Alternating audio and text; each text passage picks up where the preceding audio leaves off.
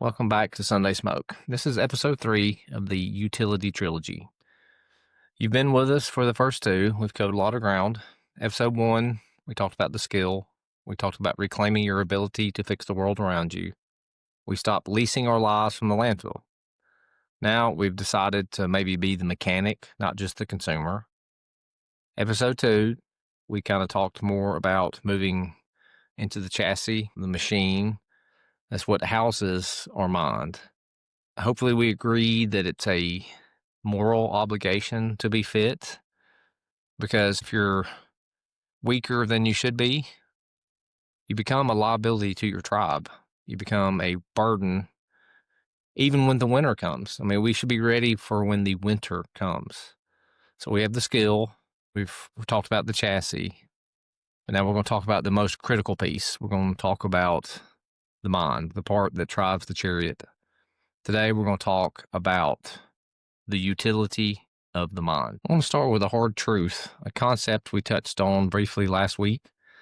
We can all have the skills, all the skills in the world. You can know how to fix an engine, you can wire a house, you can build a shelter, you can have the body of a professional wrestler, you can have the body of a Greek god, you can ruck 50 pounds for 100 miles.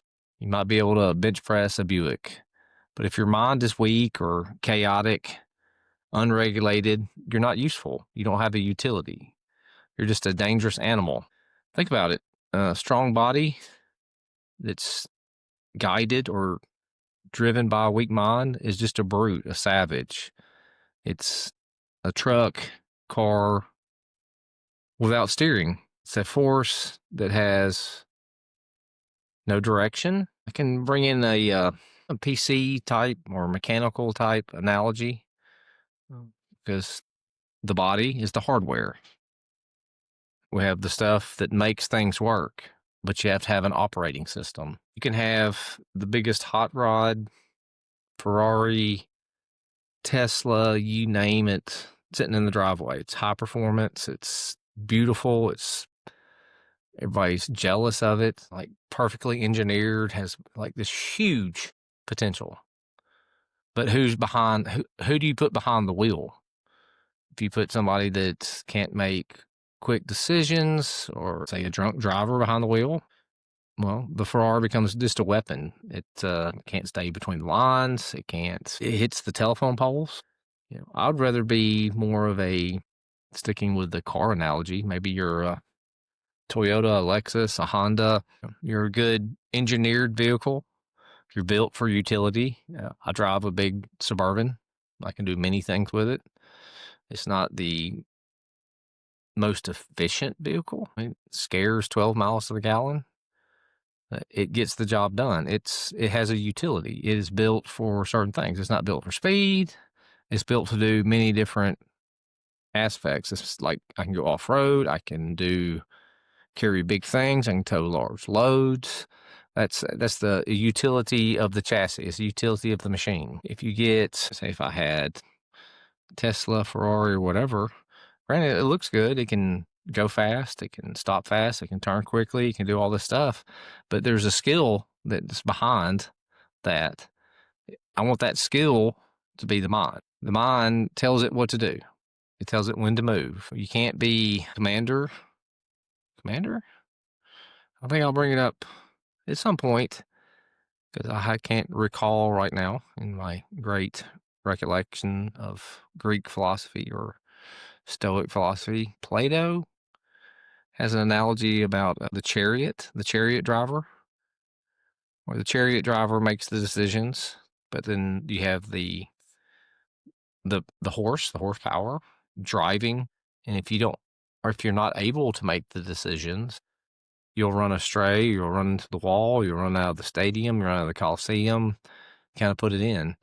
So the utility of the mind. I don't want to downgrade education, but I'm not talking about IQ. I don't care how many books you've read, the degree on the wall, but it's part of it. You have to have the regulation to know, because how can you argue or question anything if you don't know the answer? Or not, that's a bad way of saying that.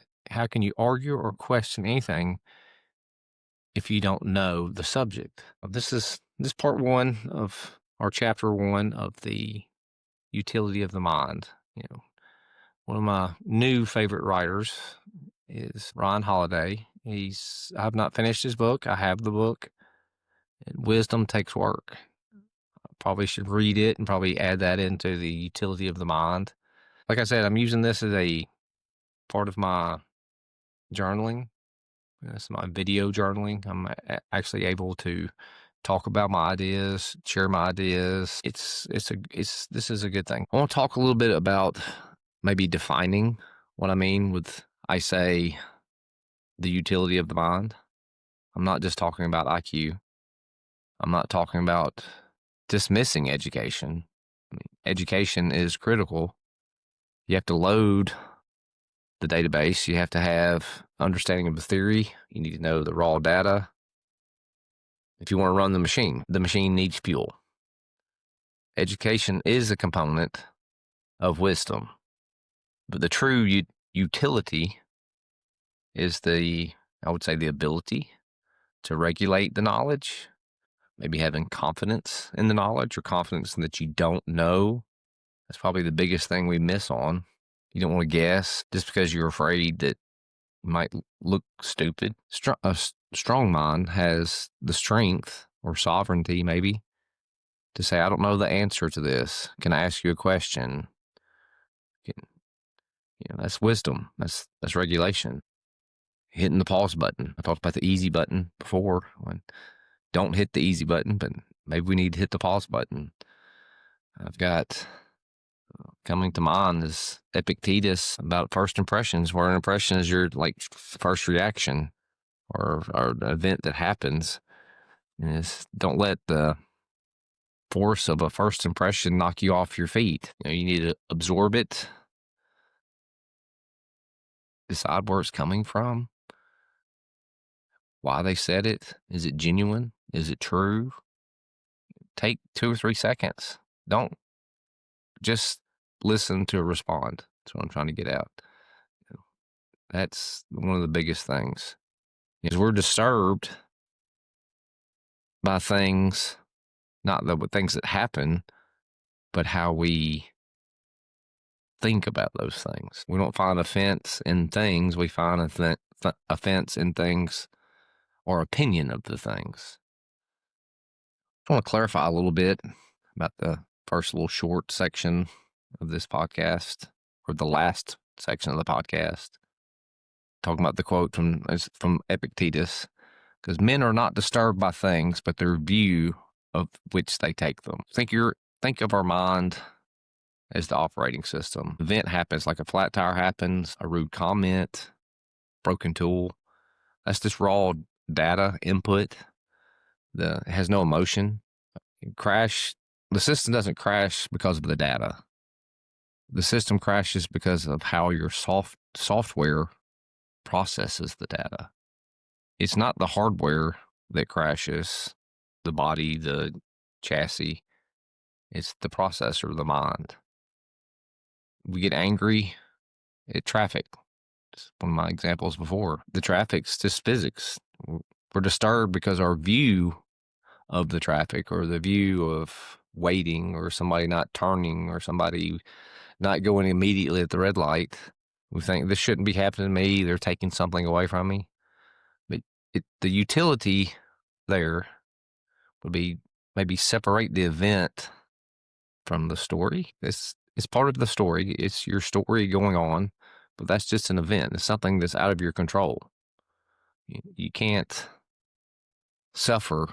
We suffer in our imagination over reality, because the reality is you're having to wait for a second because somebody's not pulling off in front of you. That causes anxiety, causes stress. We get back to metabolic cost. Anxiety is expensive. It's wasteful. The metabolic cost of suffering in imagination is like turning the truck on in the driveway. You're just letting it just sit there. So it's just burning up the fuel. It's just burning up the data. It's stressing the chassis, the machine, but you haven't done anything, haven't moved. We create these scenarios about things we can't control, once again, about conversations that haven't even happened, maybe a failure that hasn't even occurred. How does that affect us? When the actual problem happens or stress happens, if we don't have a discipline in the mind, we've already cost it metabolically. So now it's a little bit tired. It's exhausted from fighting maybe a ghost because it's not even there. I mean, it's not there yet. We don't need to stress about the next thing. We'll let the machine handle the current load, what's happening right now. Save our fuel, save the data for when we need it. Don't let the force of impression, when it hits you, knock you off your feet. Wait a moment, see where it's coming from, what it represents. Is it true? Why is somebody saying this? Put it to a test. Impression, maybe we could put gut reaction. Get a flash of anger, you get a flash of fear. You want to maybe stop doing what you want to do, you want to quit. But if you use that impression, the first reaction, and you react immediately, that means you're a slave. That's to a desire, because that's the easy way to go. It's just like, boom, let's first reaction. But if you want to be free, pause, hit the pause button, verify the data, ask, is it true? Is this helpful? Is this just noise? Or are you just listening so you can react, can respond? Test the data, use the operating system, and take it genuine. Whatever thing happens, our first reaction should be, this is genuine. And then if we use the operating system, the mind, then we know, not immediately, but if we test it, then we know if it is genuine or not. I want to continue talking about the utility of the mind. I want to call this chapter, I've come up with the idea of calling the prediction engine versus true wisdom. Because hopefully, we spend hours on the chassis, the machine. We ruck, we lift, we run, we walk from the back of the parking lot to the shop, or we walk to the shop. I've talked about we seek friction for the body because we do understand strength requires resistance. But let's use this thought process, train the mind. Do we use intensity for our mind? Do we just assume that the mind is just a finished product? This is who we are because this is just what we believe. I'm leaning toward that's lazy. It's kind of a default setting. If we go back into the PC analogies I've been using that as a default setting, maybe as a liability. Training the mind takes a discipline. It's a good word. It takes more discipline than a back squat or deadlift or bench press because, the weights are consistent. They don't lie. It's this amount, period. But what about our minds? What's the default setting? We have beliefs, and that's the software. Where do we get our beliefs from? It's not just coded. Did we sit down and write down all our beliefs? Somebody else put them in there, or greater power put them in there? It's like, where did your beliefs come from? It's a good, hard difficulty if we think about that. We're installed by experience, observation, your environment, your parents, your teachers, your friends, your tribe. That's the truth. They've been tested, or have they been tested? That's a good question. Is it just a script, or not a script, a code, or a running in the background? That's our operating system. Our minds seek comfort. Our minds are a prediction machine. It's a benefit because if you had to actually think about all the processes going on, it would be so much noise you couldn't handle just being. Operating system, the software in there is a prediction machine, right? It just keeps going and going, and it's like, I've seen this before. This is what's going to happen. look across and the trees are rustling over there. Is it just the wind, or should I be aware because it could be the tiger coming? It's a evolutionary tool. But we think, or we assume, careful of the word think, we assume we're logical, right? We need to stress that logic out. We need to don't get knocked off your feet by the first impression. We crave safety, comfort. That's kind of the default. So what happens if we hear a new information, new belief, something that's not in our code or challenges our code? We have to ask ourselves, let's get curious. Do we get defensive? Are you seeking to understand? Are you seeking to defend your belief? Are you seeking to disprove the other belief? You believe it's wrong? You think it's unsafe? Changing your mind requires you to use some of that fuel I talked about. It's metabolically difficult. Don't want to just retreat because it's hard, because we seek difficulty for improvement. Try to protect ourselves, but we need to use the utility of the mind to increase the utility of the mind. Use utility to increase utility. Now, I talked about the prediction machine that we have called the mind, because we always try to, and we're not trying, we inherently guess what happens next. It puts the world in a model to make it feel safe, look safe, so we can continue other operations. If that prediction is different, does that feel like crash? Do we run off out of the stadium? Do we run out of the Coliseum? Do we run to the wall? If the prediction is not what was expected, do we attack what happens or said or done? Is this being wrong, being fake? Is that a automatic defense? So I think that's why we need to kind of sit back and seek the truth, or digest the truth, see where it's coming from, look at the perspective, because all perspectives are different. It's not just a prediction. We all have a perspective because of our beliefs. We use the data coming in, it's just raw data coming in. But true wisdom, to find true wisdom, you have to maybe see if you can predict a different perspective. I've always told people in the past, if there's any kind of conflict between said people, the hardest thing, I work on it all the time, the hardest thing is to maybe swap positions. It's really a hard mechanism to do. Put yourself in a different position, look at it from a different perspective. And that's not always going to happen. It maybe not always possible. Let's talk about wisdom. I'm going to define wisdom a little bit, maybe. Wisdom is not just education. It's not just downloading more code, more source code, more data. Maybe it's the observation plus experience. Could wisdom be the ability to feel maybe not an automatic defense kick in?